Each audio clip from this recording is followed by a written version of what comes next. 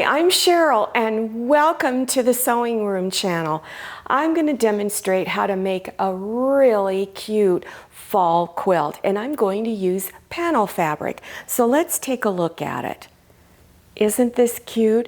Now the name of the fabric will be listed below your YouTube screen if you want to order it. But I love making quilts out of panel fabric. The quilt that's up on the wall is made out of panel fabric also. And if you're interested in learning how I did that border, which is a really simple one, that link will also be listed below your YouTube screen. On this one, for you beginners, I'm going to do a really basic border. I am going to use two different colors, so we'll have a double border. One of the things I want to mention about panel fabric is that the print is not always printed straight on the fabric. So sometimes you have to finagle the prints by trimming it here and there. Also on the very top edge and bottom edge, you'll see these squares. You can leave these on if you like, but for this demonstration, I'm not going to use them. But you could make little drink coasters out of them. So don't throw them away, set them aside. And if you want to know how to make drink coasters, they're real easy. There will also be a link listed below your YouTube screen. Now let's get started. You'll notice this has a brown band that's around all four sides, but it's not exactly the same width. So I want to cut it to where it's the same width. So measure all four edges, and whichever is the narrowest width is what you want to cut all of them down to. And yours might be slightly different than mine. So mine is about 1.5. So I'm going to line up my 1.5 inch line on this edge, and I will just trim everything off beyond that. Now take your time cutting this. All right, so go around to all four edges and trim it. For this quilt, you're going to need two different colors for the border. I will show you some companion fabric in a moment that actually goes with this panel fabric. For border A, that's the very first border that will be stitched on, you'll need 1/2 yard. And you'll cut 4 strips 3.5 inches wide. Border B, that's the border that's stitched on second, you'll need 3/4 of a yard, and you'll cut 4 strips 6.5 inches wide. When you buy your fabric, it is folded in half with the selvage edges together. So when you first cut your fabric, you want to first cut this edge straight. Then using a long ruler, I like using a rotary cutter because it's a lot more accurate, you want to move over 3.5 inches, this is for border A, and do your first cut. Don't move your fabric, move the ruler over another 3.5 inches and do your second cut. And do that 2 more times until you have all 4 strips cut. For border B, you'll do the same process except you will cut them 6.5 inches wide. This is my border A, and I selected a light color. It kind of goes with the background on the panel fabric. It's kind of a very pale yellow. This is the second border strip. Now this is companion fabric to the panel piece that I'm using. You don't have to buy this, but if you want to buy it, you can also get this to go with it. Otherwise, I recommend you select one of the other colors that's in the panel as your border A. Take your border A, your 3.5 inch wide strips, and bring them front sides down on the 2 longest edges and line them up along that edge. I recommend you pin them down and then stitch a 1/4 inch seam on both sides. Now when you're laying them down, you should have some fabric hanging out past each end. We'll cut that off in a moment. After you've stitched, then you want to press your seam on the back side and then unfold and press on top. And make sure this seam is being pressed out and away from your quilt top. Now you want to trim the ends off. So take your ruler and place it on the edge of the panel fabric and line it up. Now this ruler isn't long enough to go all the way over to the end. So go ahead and cut this end off. Then move the ruler and line it up again on the edge of the fabric and then trim this off. And do it at the other end also. Then you want to take your next strip for border A, lay it front side down, and it will be longer than you need, and go ahead and line it up on this edge and pin it down and then stitch a 1/4 inch seam, and you do that at both ends. Then press the edges at both ends on the back side, unfold and press on top, and then cut your excess fabric off, line it up on the previous 2 edges that you've just stitched on, and go ahead and trim it off, and do that at all 4 corners. Now you want to stitch on border B, so do your 2 longest edges first. Lay them front side down, stitch a 1/4 inch seam on both sides. Then when you're done, press your seams on the back side, unfold them and press on top. Then trim the excess fabric off at both ends. Then once that is all done, then you're going to go ahead and go to your last 2 edges, your 2 shorter edges, and repeat the process. Bring it front side down, stitch, press, and trim the excess edges off. After you have all of your border strips stitched on, make sure you give it a good pressing. Then you want to get your cotton batting and your fabric for the back. And you want to make sure you cut both of those pieces 46 by 54 inches. As far as the fabric for the back, sometimes if you can't find fabric that's large enough, you can stitch several pieces of it together. The cotton batting, you can buy your cotton batting in pre-cut pieces that are in a package, or you can buy it off of the big large bolts. Just make sure that if it's in the package, that whatever the measurements say, it's going to cover that 46 by 54 inches. I would take your finished quilt top into the fabric store with you and lay it out on your cotton batting just to make sure that you have enough. I'm just using this little mini quilt top for demonstration on how to layer and how to do your quilting stitches. So here is my fabric for the back, and I'm going to lay it with the pretty side, the front side of the fabric, down against the table. So you're looking at the back. Then you want to lay your cotton batting on top. Make sure you smooth all your layers out as you lay them down.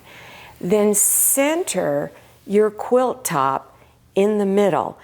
You want to cut your fabric for the back and your cotton batting several inches larger. As you can see, it's larger than my quilt top. And I included that in the size of your fabric for the back and the cotton batting. After you've got it all smooth, then you want to take safety pins and scatter them all over the quilt. And I do that because as you're stitching, your fabric shifts. And another thing you want to make sure is that when you're doing your quilting stitches, we're going to look at this walking foot. This walking foot helps your fabric from shifting apart from all of the other layers. If you use a regular presser foot, you're going to get little tucks, the fabric will stretch. And that's another reason why we cut the fabric for the back and the cotton batting larger, because you still might get slight amount of stretching with this, but very, very little. And as you're doing your quilting stitches, always make sure you do a test stitch on some scrap fabric to make sure you like the way the stitch looks. You may want to lengthen your stitch because you are going through multiple layers of fabric. Now, I've done some quilting stitches on it, and as you look at mine, you'll see my lines wave. And that's called a serpentine stitch. And if you have a computerized sewing machine, you probably have that wavy, squiggly line. Some of you may have it to where it's a really tight wiggle. Then you, of course, change the width up to 7.0 and then change the length of it maybe to 3.0 or 3.5. Remember, do a test stitch first. You can also use straight lines. And again, make sure you change the length of the stitch to at least 3.0 or 3.5. So some suggested stitch patterns are to just do straight stitches down this way and then across. So you could start in the middle and stitch straight down, go over a few inches, stitch another line, and you just keep going out several inches at a time. Or you can, and then go do the other side. So always start in the middle. If you're doing the wavy line and you want to do it on an angle, I found just starting in a corner. I know most quilters are going to say, oh, start in the middle, but I found that it's, for some reason, it's just harder for me. So I went in about 2 inches from this corner and did my first line. Then I went over 2 inches and did another line. And I kept going all the way across down to this other side. Then you would turn it and repeat. And this way you're going across your lines. Now, one of the things that people make mistakes is that as they're stitching a line, what you want to do is when you stitch your first line, so you went from one end to the other, and then you came back and you're going to go over. Do not look at the needle while you are stitching. Look at the previous stitch line and stay the same distance apart, and look at this line and not over here. And you're going to find that your lines come out much better. And that's whether you're doing a straight line or a wavy line. If you're looking at the line you're stitching, I guarantee your line's going to be very crooked and it's going to get frustrating for you. So get used to not looking at the needle when you're doing your quilting stitches. After all your quilting stitches are done, then you need to trim this excess fabric that's on the back and your cotton batting. So take your quilting ruler, lay it up against the edge. And if you're going to be doing quilts, I highly recommend you get a 24-inch long ruler, at least 6.5 inches wide. I prefer the 8.5 inch wide. I can get better control. So once you have it lined up, then take your rotary cutter and trim it off. Then you would go around all 4 edges and do the same thing. For the quilt binding, you're going to need 5 strips of quilt binding. You'll need to cut your fabric 2.5 inches wide by 42 to 44 inches long. It depends on the width of your quilt fabric that you've purchased. So when you buy your quilt fabric, you want to leave it folded with the selvage edges together. Then you want to line it up on your cutting mat. And again, use a long ruler. It's going to be so much easier. So line your ruler up on the lines on your cutting mat and trim this edge straight. Then move your ruler over 2.5 inches. Don't move your fabric and do your first cut. And keep moving your ruler over every 2.5 inches till you have 5 strips cut out. Remember, don't move your fabric while you are cutting. Then you would cut the selvage edges off, then stitch all 5 strips together using about a 1/4 inch seam and press your seams. Then you're going to fold those strips, that great big long strip, in half and press. As you can see, I've already stitched my binding on this. Now, if you don't know how to stitch binding on a quilt, go below your YouTube screen and click on the link that gives you instructions, very detailed instructions, on how to sew your quilt binding on. Well, here it is. Didn't this turn out pretty? I especially like that companion fabric that's on the outer border. Now, this particular piece, as I did it, came out approximately 41 by 48. If you want this bigger, you could add on a 3rd border or cut your other 2 borders a little bit wider. Then that means you would also have to add more cotton batting into your measurements as well as to the fabric on the back, and you may have to have extra binding strips. So if you're not sure what you can do with this quilt, you can use it as a lap quilt, hang it on the wall. Of course, you'd have to put a little sleeve on it, and you can stick a curtain rod through it and hang it up on your wall, or put it over the back of your sofa. I hope you enjoyed this video tutorial, and I hope you try making a panel fabric quilt. They're really a lot of fun, and they're very quick to make. If you're interested in other panel fabric quilts, then check below your YouTube screen for those video links. Or if you just want other beginner sewing projects, there'll be links to those too. Make sure you follow me on Instagram and check out my Facebook page. Thank you so much for watching. I'll see you next time, and happy sewing.